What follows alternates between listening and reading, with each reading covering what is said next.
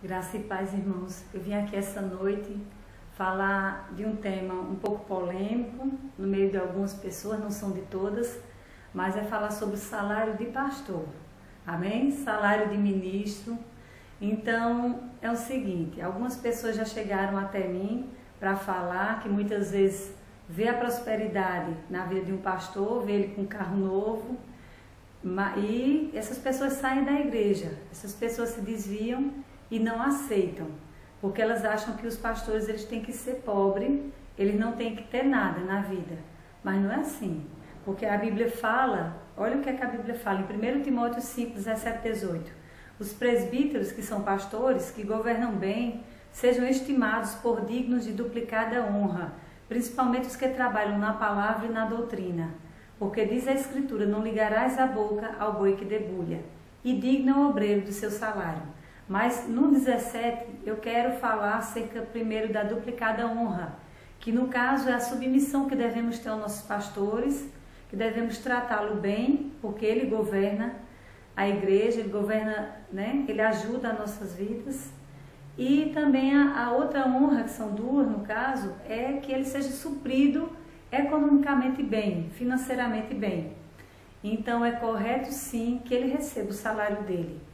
E quando diz no 18, porque diz a Escritura, não ligarás a boca ao boi que debulha e digno é o obreiro do seu salário.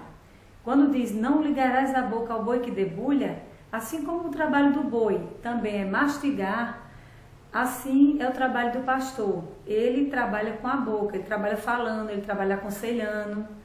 Então não tape a boca dele. Como é que nós tapamos a boca dos nossos pastores? Fazendo ele sofrer economicamente, financeiramente, porque dízimo e ofertas é correto sim, dízimo e oferta. Dízimo é 10% do seu salário, você dá à igreja local, você não dá entregar a ninguém. E a oferta é aquela de coração, aquela que Deus colocar no seu coração, muitas vezes é maior até que o dízimo. Na verdade, para poder a nossa igreja ter um suprimento adequado, e nossos pastores não sofrerem e poderem fazer a obra de Deus em paz. E nessa noite eu venho até você, que justamente são aquelas pessoas que chegaram até mim e outras que nem chegaram. Mas eu sei que muitas vezes é uma barreira que o inimigo coloca, dizendo que os pastores estão prosperando e que eles que são pessoas erradas. Mas olha, uma pessoa inteligente, ela não generaliza, ela não acha que se alguma pessoa houve algum erro, ela não acha que todo mundo vai errar. Porque cada pessoa é de um jeito, de um modo, né? E no caso, biblicamente falando, que é o que nós acreditamos na palavra, tem dizendo que ele é digno sim do seu salário. E quando fala aqui de obreiro, digno é o obreiro do seu salário, obreiro significa pregador de boas novas. No caso de ministros itinerantes, quando eles vão para outras igrejas, que eles estabelecem ofertas, eu não posso julgar esses irmãos, porque eu não sei o que passaram, eu não sei qual a direção que eles têm.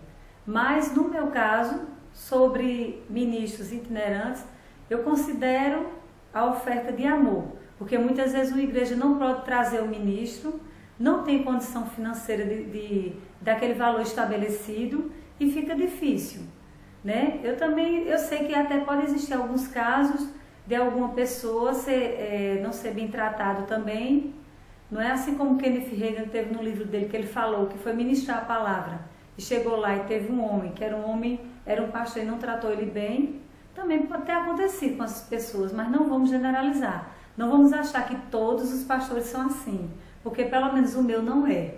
Amém? Então, ele tem direito também ao seu salário, né? E no caso dos ministros também falando, eu já disse sim a você, né? Que a minha posição no sentido de oferta seria a oferta de amor. Eu acho mais adequada, é aquela que o Espírito Santo toca no coração do pastor e ele dá aquela determinada oferta. É até melhor, porque muitas vezes não sabemos o que tem em caixa dentro da igreja, né? Não é toda igreja que ela tem uma condição financeira de trazer um determinado ministro. Então, irmãos, vamos ler também 1 Tessalonicenses 5, 12, 13, no qual diz, Paulo falando: agora lhes pedimos, irmãos, que tenham consideração para com os que se esforçam no trabalho entre vocês, que os lideram no Senhor e os aconselham. Tenham-nos na mais alta estima com amor por causa do trabalho deles. Vivam em paz uns com os outros. Então é isso. Não deixe de ir para a igreja por conta do salário do seu pastor, nem por conta do carro dele. Nós queremos que os nossos pastores sejam bem cuidados, bem amados, bem supridos, porque eu não quero que a minha igreja, o meu pastor, passe por necessidade. Deus abençoe a vida dele, Deus abençoe a vida de cada pastor. Porque como é que ele pode fazer a obra se economicamente ele está padecendo por alguma necessidade? Ou se alguém não está tratando ele bem, sendo submisso a ele, fica difícil dele fazer a obra.